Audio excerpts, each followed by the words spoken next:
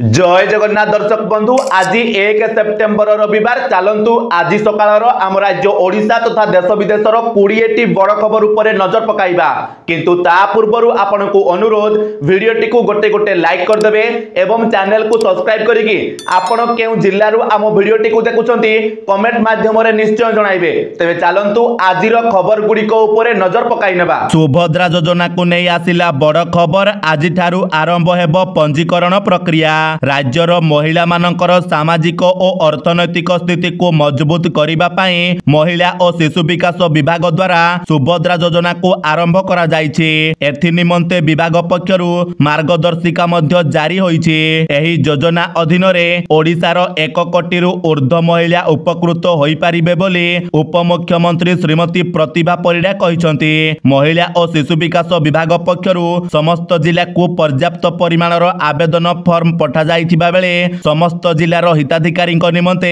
आज ठारू एही फॉर्म उपलब्ध हेबा सह पंजीकरण प्रक्रिया मध्य आरंभ हेबो बोली से सूचना दैछंती। तेबे ए समस्त प्रक्रिया देयमुक्त हेबो बोली विभाग पक्षरु स्पष्ट करा जाइछि। जिल्लार समस्त अंगनवाड़ी केंद्र ब्लॉक कार्यालय पौरांचल कार्यालय मो सेवा केंद्र और साधारण सेवा केंद्र रे एही आवेदन फॉर्म पर्याप्त परिमाण रे उपलब्ध हेबो। आवेदनकारी माने फॉर्म पूरण करी एहा को निकटस्थ मो सेवा केंद्र किंबा साधारण सेवा केंद्र रे दाखल करि परिबे। सुभद्रा योजना रे आवेदन करिबा निमंते हिताधिकारी पाखरे निज नाम रे आधार कार्ड सहित बैंक अकाउंट रहितिबा जरूरी अटे। तेबे एही बैंक अकाउंट रे आधार कार्ड लिंक होइतिबा सह आधार कार्ड रे मोबाइल नंबर लिंक होइतिबा मध्य आवश्यक बोली सूचना दिया जाइछि। अन्यपटे एही योजना को नै कोनोसी भ्रमित खबर द्वारा प्रभावित न हेबा पई सरकारक पक्षरु मां माउसी और भौणी मानकु अनुरोध करा जाइछि। परवर्ती खबर राज्य रे ओडिया रे हेबो सरकारी कार्य मुख्यमंत्री देले कड़ा निर्देश।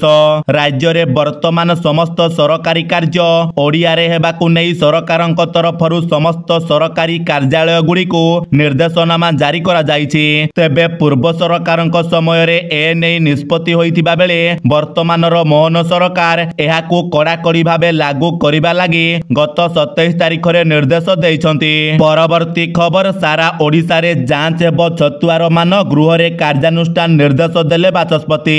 राज्य रे छतुआ मानकु नै शनिवार दिन गृह रे एकाधिक विधायकक उद्वेग प्रकाश पाइबा परे बाचस्पति सुरमा पाढ़ी महिला और शिशु विकास मंत्री प्रभाती परिडांकु निम्नमानर छतुआ जोगाउथिबा एजेंसी को विरोध रे जांच करी कड़ा कार्यानुष्ठान नेबा पई निर्देश दैछंती।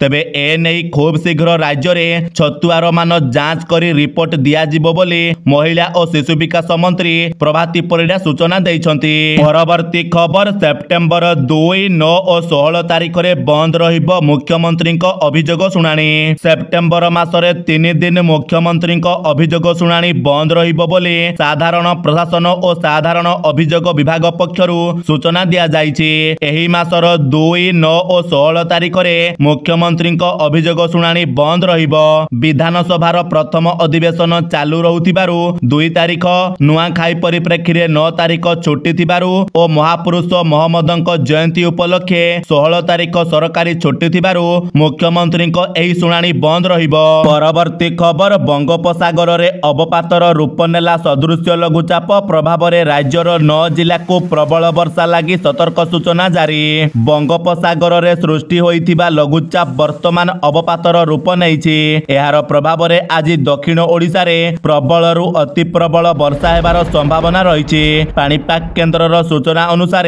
आज मालकानगिरी नवरंगपुर और कोरापुट जिलार किछि स्थान रे प्रबल रु अति प्रबल वर्षा हेबार संभावना थिबारु एही जिल्ला गुडीको ऑरेंज वार्निंग जारी करा जाइछि। अन्यपटे नुआपड़ा कलाहांडी रायगड़ा गजपति गंजाम और कंधमाल जिल्ला रे प्रबल वर्षा संभावना थिबारु एही सबु जिल्ला को येलो वार्निंग जारी करा जाइछि। परवर्ती खबर ओडिशा पई चिंताजनक तथ्य 2024-25 आर्थिक वर्ष रे 98,620 शिशु अपपुष्टिर शिकार।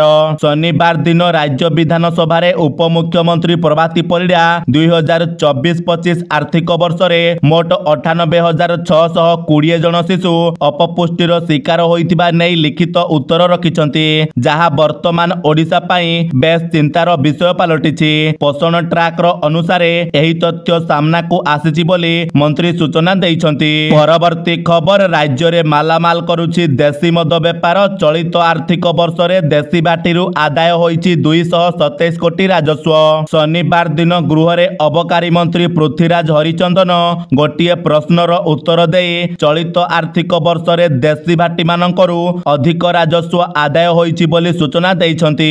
ତେବେ ସେ ଏହି ଦେଶୀ ମଦ ଭାଟି ଗୁଡ଼ିକରୁ 227 କୋଟି ରାଜସ୍ୱ ଆଦାୟ ହୋଇଥିବା ନେଇ ଗୃହରେ ଲିଖିତ ଉତ୍ତର ରଖିଛନ୍ତି। ଏହା ସହ ସେ ଆହୁରି ମଧ୍ୟ କହିଛନ୍ତି ଯେ ବର୍ତ୍ତମାନ ରାଜ୍ୟରେ ଦେଶୀ ମଦ ଭାଟି ଗୁଡ଼ିକରେ ପାଉଚ୍ ଉତ୍ପାଦନ ପାଇଁ 490 ଗୋଟି ମଦ ଭାଟିକୁ ଲାଇସେନ୍ସ ଦିଆଯାଇଛି। 2023-24 ଆର୍ଥିକ ବର୍ଷରେ ରାଜ୍ୟରେ 23 କୋଟି ଲିଟର ଦେଶୀ ମହୁଲି ମଦ ଉତ୍ପାଦନ ହୋଇଛି।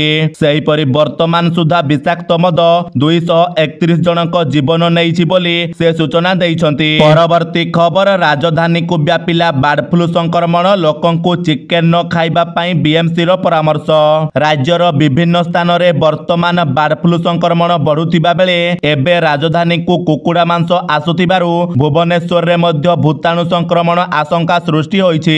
ଏଣୁ ଭୁବନେଶ୍ୱରରେ କୁକୁଡ଼ା ମାଂସ ବିକ୍ରି କରୁଥିବା ବ୍ୟବସାୟୀ ଯେଉଁଠି ସଂକ୍ରମଣ ହୋଇଛି ସେ ଅଞ୍ଚଳରୁ କୁକୁଡ଼ା ନ କିଣିବା ପାଇଁ ବିଏମ୍ସି ପରାମର୍ଶ ଦେଇଛି।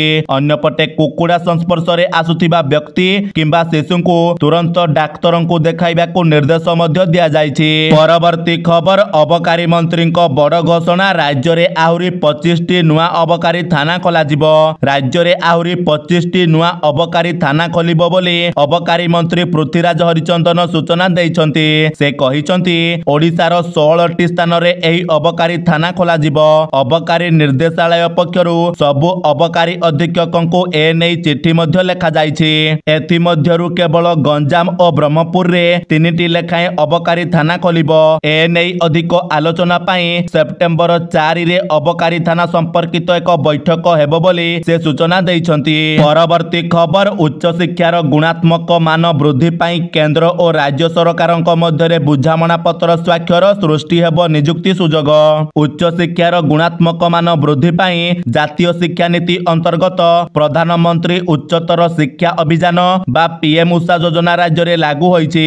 କେନ୍ଦ୍ର ଏବଂ ରାଜ୍ୟର ସହଯୋଗରେ ପ୍ରଣୟନ ହୋଇଥିବା PM-USHA ଯୋଜନା ଅଧୀନରେ ଉନ୍ନତମାନର ପାଠ୍ୟକ୍ରମ ପ୍ରସ୍ତୁତି, ଶିକ୍ଷକଙ୍କୁ ତାଲିମ, ଶିକ୍ଷା ଭିତ୍ତିଭୂମିର ବିକାଶ ଏବଂ ନିଯୁକ୍ତି ସୁଯୋଗ ସୃଷ୍ଟି କରିବା ପାଇଁ ଗୁରୁତ୍ୱ ଦିଆଯାଉଛି। କେନ୍ଦ୍ର ସରକାର ଓ ରାଜ୍ୟ ସରକାରଙ୍କ ମଧ୍ୟରେ PM-USHAକୁ ଓଡ଼ିଶାରେ ଲାଗୁ କରାଇବା ନେଇ ଭୁବନେଶ୍ୱର ସ୍ଥିତ କୃଷି ଭବନ ସମ୍ମିଳନୀ ଗୃହରେ ଶନିବାର ଦିନ ଏକ ବୁଝାମଣା ପତ୍ର ସ୍ୱାକ୍ଷର ହୋଇଛି। ମୁଖ୍ୟମନ୍ତ୍ରୀ ମୋହନ ଚରଣ ମାଝୀ, କେନ୍ଦ୍ର ଶିକ୍ଷା ମନ୍ତ୍ରୀ ଧର୍ମେନ୍ଦ୍ର ପ୍ରଧାନ ଏବଂ ରାଜ୍ୟ ଉଚ୍ଚଶିକ୍ଷା ମନ୍ତ୍ରୀ ସୂର୍ଯ୍ୟବଂଶୀ ସୁରଜଙ୍କ ଉପସ୍ଥିତିରେ ଏହି ବୁଝାମଣା ପତ୍ର ସ୍ୱାକ୍ଷରିତ ହୋଇଛି। ପରବର୍ତ୍ତୀ ଖବର, ରାଜ୍ୟ ସରକାର ଆଣିଲେ ନୂଆ ଅବକାରୀ ନୀତି। ଆଜିଠୁ ସାରା ରାଜ୍ୟରେ ଲାଗୁ ହେବ ଏହି ନୂଆ ନୀତି।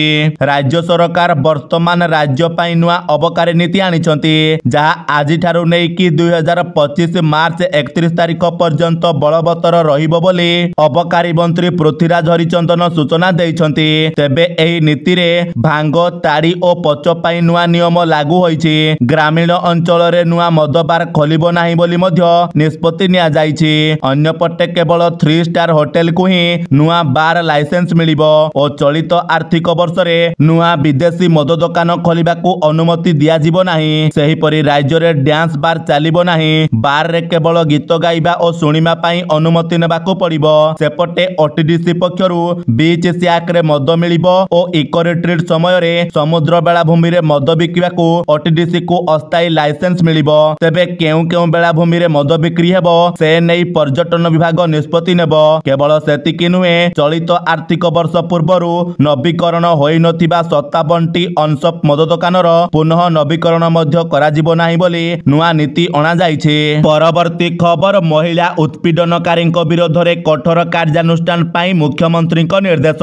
ମୁଖ୍ୟମନ୍ତ୍ରୀ ମୋହନ ଚରଣ ମାଝୀ ରାଜ୍ୟରେ ମହିଳା ଉତ୍ପୀଡ଼ନକାରୀଙ୍କ ବିରୋଧରେ ଦୃଢ଼ କାର୍ଯ୍ୟାନୁଷ୍ଠାନ ପାଇଁ ଗୃହ ବିଭାଗର ଅତିରିକ୍ତ ମୁଖ୍ୟ ଶାସନ ସଚିବ ଏବଂ ଆରକ୍ଷୀ ମହାନିର୍ଦ୍ଦେଶକଙ୍କୁ ନିର୍ଦ୍ଦେଶ ଦେଇଛନ୍ତି।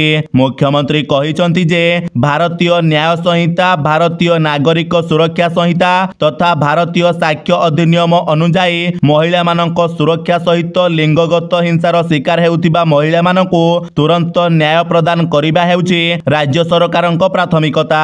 ଏହି କ୍ରମରେ FIR ପଞ୍ଜୀକରଣଠୁ ଆରମ୍ଭ आरंभ करी त्वरित तदंत प्रक्रिया एवं दोषी विरोध में मकदमा परिचालना पर्यंत समस्त न्यायिक प्रक्रिया आईन मुताबक संपूर्ण करने एवं दोषी दंड विधान को सुनिश्चित करने से निर्देश देइछन्ति। आवश्यक स्थले पुलिस अधिकारी प्रशिक्षण व्यवस्था करने से कहिछन्ति। परवर्ती खबर प्यारिस पारा ओलंपिक्स रे भारत को पंचम पदक महिला शूटिंग रे पदक आनिले रुबिना फ्रांसिस। प्यारिस पारा ओलंपिक्स 2024 रे महिला शूटिंग रे रुबिना फ्रांसिस ब्रोंज पदक जीति भारत पाई पंचम पदक आनिछन्ति। महिला 10 मीटर एयर पिस्तल रे रुबिना एही पदक जीतिछन्ति। सूचना योग्य जे वर्तमान सुधा भारत गोटिए स्वर्ण गोटिए रौप्य और 3टी ब्रोंज पदक जीतिछि। परवर्ती खबर दक्षिण rail पथरे गड़िला 3टी Vande Bharat express video conference रे शुभारंभ कले प्रधानमंत्री मोदी। प्रधानमंत्री नरेंद्र मोदी शनिवार दिन वीडियो कॉन्फ्रेंस जरिया रे सबुज पताका देखाई दक्षिण भारतर मेरठ लखनऊ मदुराई बेंगालुरु और चेन्नई नागरकोइल मध्यरे 3टी वंदे भारत एक्सप्रेस ट्रेन रो शुभारंभ करिसंती। तेबे एही 3टी वंदे भारत एक्सप्रेस को मिसाई देश रे एबे 102टी वंदे भारत एक्सप्रेस चालुची बोली मोदी सूचना देइछंती। परवर्ती खबर हरियाणा और जम्मू काश्मीर रो मतगणना तारीख को बदलाई नुआ तारीख घोषणा कले निर्वाचन आयोग। हरियाणा विधानसभा निर्वाचन रो मतदान हेबा पई पूर्वरु अक्टोबर 1 तारीख स्थिरीकृत होइथिबा बेले एबे अक्टोबर 5 तारीख रे एही मतदान हेबो बोली निर्वाचन आयोग घोषणा करिसंती। सेहिपरि हरियाणा और जम्मू काश्मीर रो मतगणना अक्टोबर 4 तारीख बदल रे अक्टोबर 8 तारीख रे हेबो बोली निष्पत्ति निया जाइछि।